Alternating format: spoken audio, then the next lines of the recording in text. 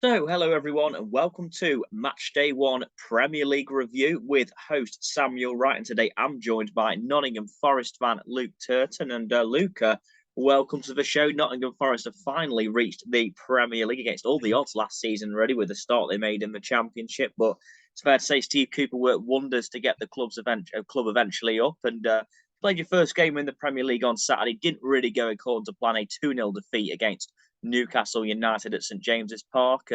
Was a resilient performance from Forest until the deadlock was broken with a brilliant goal from Shaw. But what did you make of Forest's first Premier League outing?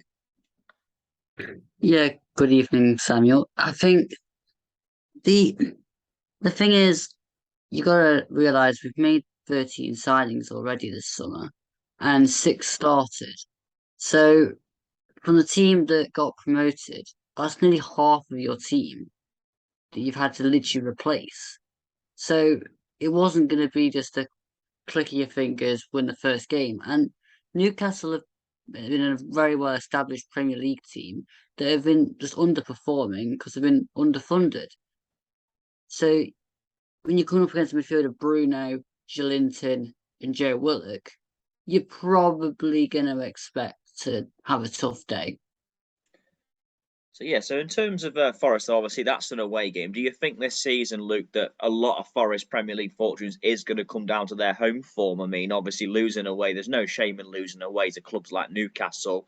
Do you think though, when it comes to home games against the likes of West Ham next week, obviously the City Ground will be rocking as well. Do you think they're the sort of games this season that Forest need to make the most of? Is them home games against pretty much every team they're going to come up against?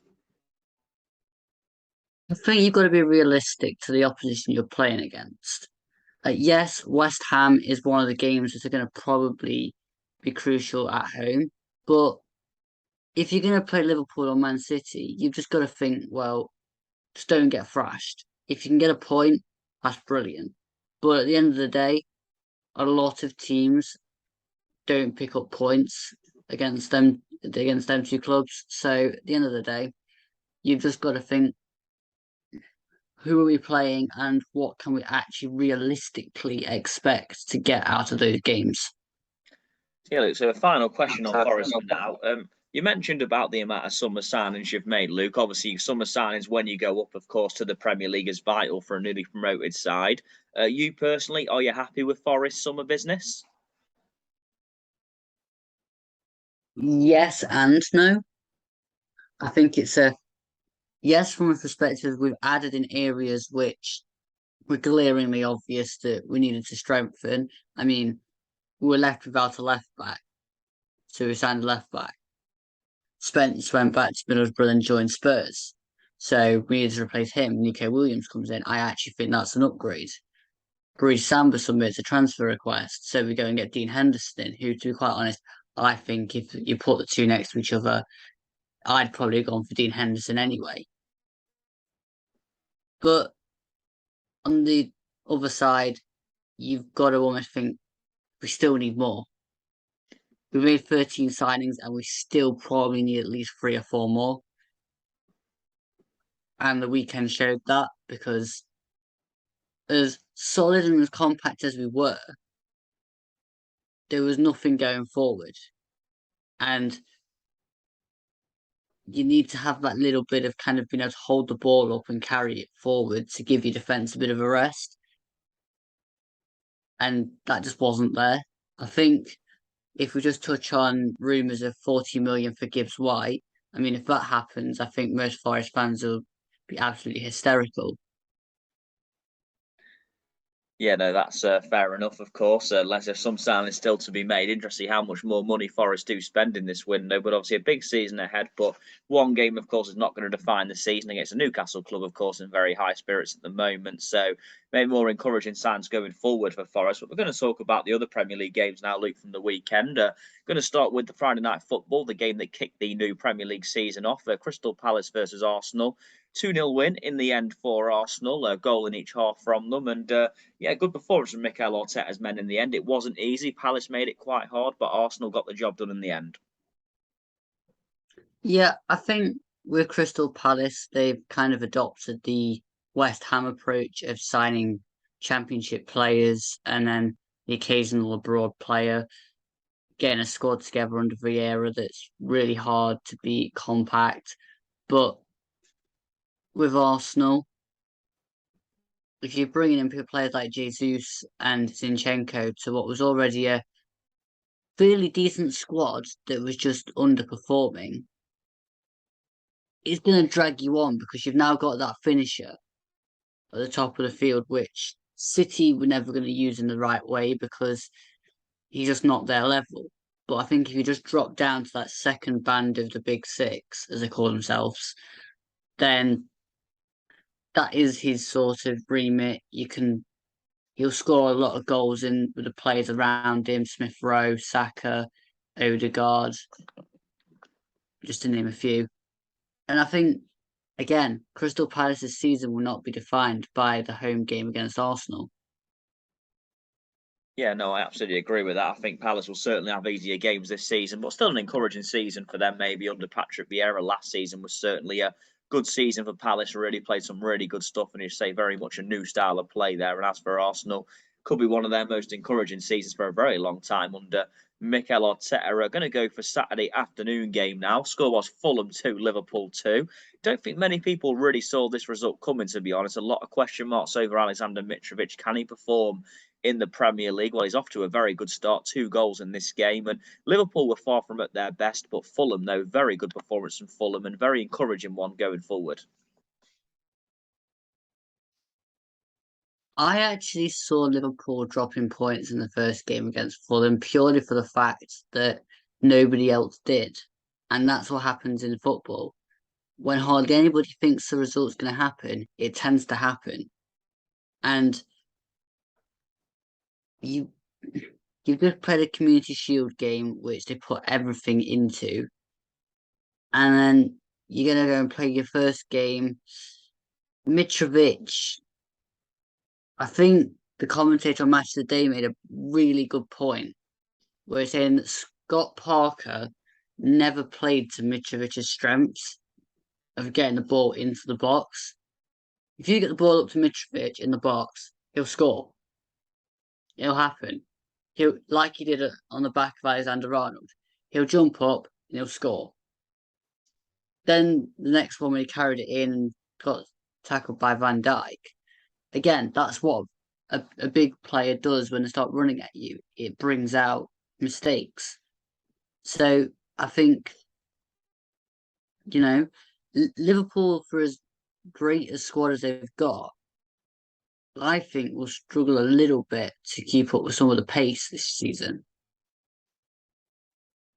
Yeah, no, that's definitely could be the case. Obviously, with Liverpool, I think that Darwin Núñez certainly made an impact, albeit, of course, a little bit of luck involved in his goal and his assist, but he still came on and made a big impact. But yeah, I certainly agree. Liverpool obviously were competing on 4 fronts last year as well, so maybe this season could be the one where they do dip off a little bit, maybe. But yeah, disappointing start for Liverpool though, really, especially due to the other way the other results went with the teams maybe expect to be around them.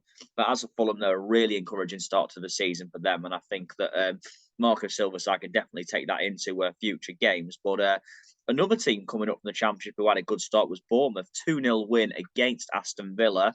Really good result this for Bournemouth, it's got to be said. But as for Aston Villa, though, you've got to feel if they don't have a good start to this season, there might be a little bit of pressure cranking up on Steven Gerrard. I think that the more concerning thing for Villa is the way they defended the set pieces. I mean, going away to Bournemouth is a very tricky place to play because their pitch is a hell of a lot smaller. And teams struggle to get to grips with the kind of length of the pitch, and often balls go out of play. But if you're not marking players up and closing down players when it comes into your box, then you're just inviting yourself to concede goals. Great credit to Jefferson Lerma for his goal and Keeper Moore, but at the end of the day, they are defendable. Yeah, I'd have to agree with that. I think that's the concern for Aston Villa. I think that obviously it's a great start for Bournemouth, and Bournemouth took advantage of the situations really, but Villa's defending though was certainly poor. And as I said, I think that's certainly an area that Aston Villa do need to address, is defending them sort of set pieces, because it certainly wasn't good. But a great start though for Bournemouth, written off by many this season. Of course, they'll have tougher games to come, but a very good start for Scott Parker's side. Next up, we're going to talk about Tottenham. Tottenham, obviously, much fancied by many people this season to have a good campaign. 4-1 win against Southampton. The game didn't start according to their plan. Obviously, Ward-Prowse giving Saints the lead, but after that, there was one-way traffic. A brilliant performance from Dejan Kulusevski. But yeah, Tottenham winning 4-1. But Southampton, though, speaking of bad defending, I think Southampton's defending was certainly alarming at the weekend as well. But a good start for Tottenham, and not so good for the Saints. How do you know you're going to have the same problems when you repeat the same things season after season and don't address them? Their back line, season upon season, just doesn't get any better. I mean, since they got thrashed 9-0 by Leicester, have they really improved that back line? Salisu, I mean, that's the guy they brought in. He seems to be even worse than the guy they let go, to be honest. I think Ward-Prowse's goal was the plus point. That's a brilliant goal. And then Ryan Sessegnon was given way too much space on the back of the box. It was a great header by Eric Dyer. Kulusevski's goal was just brilliant. But the own goal from Salisu, I mean, I think I must have watched it 4 times, and every time it got funnier and funnier, because it reminded me of a Bundesliga game when Benjamin Pavard tried to clear a ball, and he did exactly the same thing because he went with his other foot. And it was just so simple. You clear it with a foot that's not going to take the ball into the goal. The closest foot to the goal, if you try and clear it, is more than likely going to go into the goal. Yeah, no, I agree. It certainly was a comical own goal. A moment to forget that for Salisu, that's for sure. But no, I think, like you say, Southampton, I kind of agree with what you're saying. Every season, they seem to get one absolute drubbing. Of course, it's 9-0 the 2 seasons prior. Then, of course, 6-0 at home to Chelsea last season. They always seem to get a bit of a drubbing. Southampton, sorry. But yeah, 4-1, though. Great start, though, for Tottenham, it's got to be said, but not a good day for Southampton. And they could be one of the teams in that relegation battle this season. And another team fancied to be in the relegation battle is Leeds United, but they made a good start to the season, coming from 1-0 down to beat Wolverhampton Wanderers by 2-1. Pretty good game at Ellen Road, it's got to be said. And obviously, with Leeds just about surviving last season, that would have been a big relief for them. A good start to the season for Leeds. And as for Wolves, a team expected to be around about mid-table, but they are about to sell their captain Conor Cody to Everton on loan. So, yeah, not really a good start for Wolves, but a bit of afters as well between Jesse Marsh and Bruno Lager, I believe. But yeah, in the end, though, Leeds take the points in this one. It was a pretty entertaining game. Leeds won't struggle. Leeds will not struggle this season. They've added so many players to the squad, and it was needed. And they just look like they found a player in that Aronson. I mean, he's Leeds' work ethic through and through. As for Wolves, they don't seem to change much. You can almost predict what Wolves are going to do, and that's the issue. They're predictable. And I think they are going to need to replace Cody. They're probably going to have to replace Gibbs White because he will go somewhere, whether it's to Forest or not, I have no idea. But they will need to replace him. So I actually think Wolves might struggle this season because unless they get their act together, they're going to lose a fair few playing that way. Yeah, certainly wasn't a good start for Wolves. But I'd say with Leeds, though, like a lot of people have all said on the flip side of them struggling, they have signed players, and if that can click under Jesse Marsh, then that will certainly be encouraging for Leeds, obviously, and they will fancy themselves to maybe do a bit better than last season. We're going to move into the Saturday night football now, where this game certainly wasn't a classic between Everton and Chelsea, but Chelsea got the job done in the end, courtesy of Jorginho penalty. Again, not a great game. Everton, though, another club who obviously really struggled last season, probably the most have struggled in the Premier League for many, many years. The big issues at Everton right now, of course, is they have sold Richarlison, Dominic Calvert-Lewin's going to be injured for the foreseeable future, a lack of firepower going forward. But as for Chelsea, not the most convincing performance from them, but they got the win in the end, and that's all that matters. Both sides are missing a centre forward, and I think it shows because Everton had a lot of chances and none of them was really taken. Chelsea again, they didn't really score from open play. It was from a calamitous shove from Decore. I just think Everton don't invest. They don't invest well. They've brought in Dwight McNeil. I mean, that says everything you need to know because from a team that just got relegated, if you're, it doesn't always work this way, but if you're signing players that have just left the Premier League to fill slots of players who were your best players, what is that saying to your fan base? It can sometimes give away a negative impression. We're signing relegated players. It can be different between a relegated player and a player that's already been in the championship because some of them haven't proved themselves. Whereas Dwight McNeil's had a couple of seasons. He is an okay player, but I don't think he's what Everton really needed at that moment in time. Yeah, I agree. I think Everton's recruitment's been a big problem for years now, and I think that that kind of showed last season really as well. And obviously, as for Chelsea, I think I say this is a game where both teams definitely missed a centre forward. I think that definitely showed, and poor decision by Decore to make the foul in the penalty area as well. And of course, Jorginho took advantage of it, and yeah, Chelsea got an important win. We're going to move on now to Sunday's game. We're going to start with Leicester City at Forest East Midlands rivals. In talking of teams not prepared coming into the new season, I think that could definitely be said for Leicester right now. Selling Kasper Schmeichel a week before the season starts certainly isn't ideal. And they were 2-0 up in this game against Brentford, and it was going really well. They were well on top, but Brentford, to be fair to them, a really good fight back by Thomas Frank's side. And yeah, 2-2 draw in the end, and fair play to Brentford. But as for Leicester, it seems quite concerning going forward for the Foxes right now. I think that Leicester have reached a point where they need to do another rebuild because their squad's a bit kind of similar and players will start moving because their careers will get to the point where they're thinking, well, can we have our last move? I mean, Schmeichel did great for Leicester, but again, he's probably going to want to go and play abroad. Fair play to him. But before this week before the season starts is when you decide to conclude the deal. That's a bit odd. What's that saying? Surely you knew that your goalkeeper wants to go through most of the summer.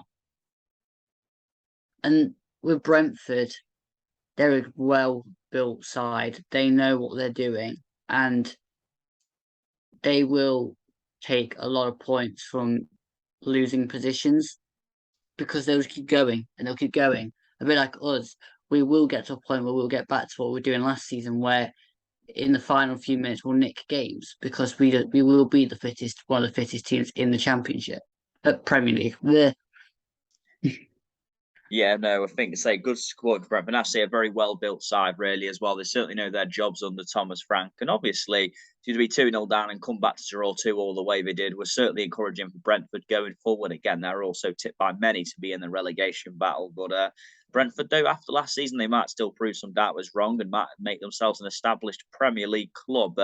Next up, we're going to move to probably the talking point result of the weekend. Manchester United won.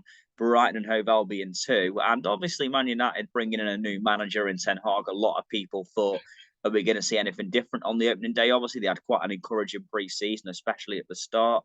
But it wasn't that at all, unfortunately, for Man United fans. It was a poor performance, a 2-1 loss in the end. And I mean, the only reason United scored was due to a goalkeeping howler, really, from Sanchez in Brighton's goal. But really good performance from Brighton, it's got to be said. Played United off the park, really. But As for Manchester United, though, I think this game proves that Ten Hag's got a lot of work to do. Manchester United's problems will never be solved while they still persist on signing players like Ronaldo and overlooking players like James Garner. I mean, you're playing Scott McTominay and Fred in your midfield. One gets booked, so you take the other one off. Then you take McTominay off, and you still don't put James Garner on. I mean, the guy stayed at the club because he thinks he's going to get game time, and you're just leaving him on the bench. And then the midfielders that are on the field aren't showing they're any better. And then, I mean, Brighton to me we're always going to win that game because Graham Potter makes his team work harder. And the goals were, again, poorly defended, but classic Brighton goals and, to be honest, classic Man United goals to concede. Yeah, I think I definitely agree. I think a lot of people did write Brighton off going into this game, and I did think that was a bit of a foolish thing to do, really, because Brighton obviously last season had a very good season and they beat Manchester United 4-0 at the end of last season as well. No, that was at the Amex, but Brighton are a good side, and I agree in the fact that Graham Potter's got this team well drilled, and I think that they're an attacking team, Brighton. They like to play good football, and the goals, as you say, were well worked by Brighton, but very poorly defended by Manchester United, and wasn't really the best of days for the Man United defence once again, and they've definitely got work to do going forward. But a great start for the Seagulls in the final game of the weekend. It's fair to say, what a difference a week makes in the life of Erling Haaland. Last week he was criticised for his performance in the Community Shield. Obviously a howling miss at the end from him as well. But no, this week though, scores his penalty, wins the penalty, scores the penalty, and then a very good second goal as well. A pretty comfortable 2-0 win in the end for Man City. Erling Haaland is a beast. His acceleration will cause every team issues. He will probably score at least one goal every game because he's just that good. And as soon as you see your fixtures against Man City, you almost go into thinking you're 1-0 down because as long as Haaland starts, you're in for a nightmare game.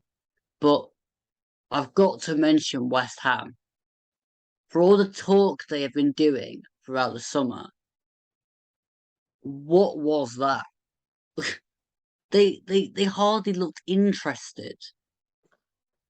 The most I saw kind of creative movement wise was a run by Declan Rice. But apart from that, I mean, we play them next. I'm not worried. I think we're better than West Ham. If you mark up the players right and you don't give Antonio enough air balls, then to me, what have they got? I'll probably regret saying all that, but what have they got? Yeah, no, I agree. I think West Ham, it was a chance for them maybe again start of the season, first game at home to a club like Man City. West Ham could have really gone for it and maybe proven a point. Obviously, they've done really well the last couple of seasons, but I think that they weren't really up for this game. I agree. The only time they really started to play was when the game opened up and then Man City scored the second and it kind of just killed the game again. But no, I think disappointing for West Ham. Obviously, they'll have easier games than Man City, don't get me wrong, but I do think that from a West Ham point of view, for the fact they've been a top 7 club the last couple of seasons, it was a disappointing performance, and Man City made it look pretty routine. And I have to agree on Haaland as well. I think that soon as Man City signed him, I was thinking, well, that's bad news for the Premier League because if Man City can win the league without a striker like Haaland, imagine what they can do with him up front. So that's certainly going to be concerning for teams this season. And as you say, I mean, clubs coming up against, Haaland, even De Bruyne. We saw the De Bruyne pass to him yesterday as well. That sort of link up's going to be fantastic to watch this season, I imagine. But a good start though for Man City and a good start to their title defence. And well, the question I always ask Luke on this is your Premier League player and a team of the week. So who are you going for in match day one? Player, I mean, it's got to be Haaland. I mean, you can't shy away from the fact that he's just a beast. He almost tormented West Ham defense all game. So yeah, Haaland for me. And then team of the week. Interesting. I mean, I've not really seen every game in full, so it's hard to really select a team of the week. But keepers wise, suppose you'll have to go for no, because he didn't really have much to do, did he? Um, Team of the week only means one individual, not a full 11. So as in okay. one individual team, not the full 11. So Oh, okay. yeah, That's better. yeah. Probably Brighton then. Yeah, I think Brighton's probably the best shout, really. I think if Fulham had beaten Liverpool, many people would have chosen them. But I think the fact that game was a draw, you'd probably go with Brighton for their brilliant performance. And just while we are here as well, Luca, we'll ask you one more question. And it's about a week away right now. But what's your score prediction for the game against West Ham live on Sky next Sunday, the first Premier League game at the City Ground in over 2 decades? Can only imagine it's going to be a great atmosphere.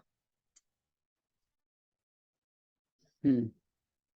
I'm going to go for a 2-0 win to balance out the 2-0 win the 2-0 defeat we just had. So that goal difference will then go back to 0 and be on 3 points, and West Ham will still be on 0. So Jesse Lingard will still be above West Ham. Excellent. Well, of course, that's a game where Jesse Lingard will certainly have a point to prove. But yeah, that's a wrap anyway on our Matchday 1 Premier League review. Thank you very much for joining me, Luke. I imagine you're very excited for the season ahead for Nottingham Forest, despite the defeat on Saturday. It's going to be very exciting for Forest to be back in the big time. And of course, a club that is Premier League has definitely missed, obviously, former two-time European champion. So always good to have the big clubs in the Premier League. So yeah, thank you very much for joining me, Luke. I hope you enjoyed. And yeah, good luck to Nottingham Forest for the rest of the season. Thank you. Cheers, Sam.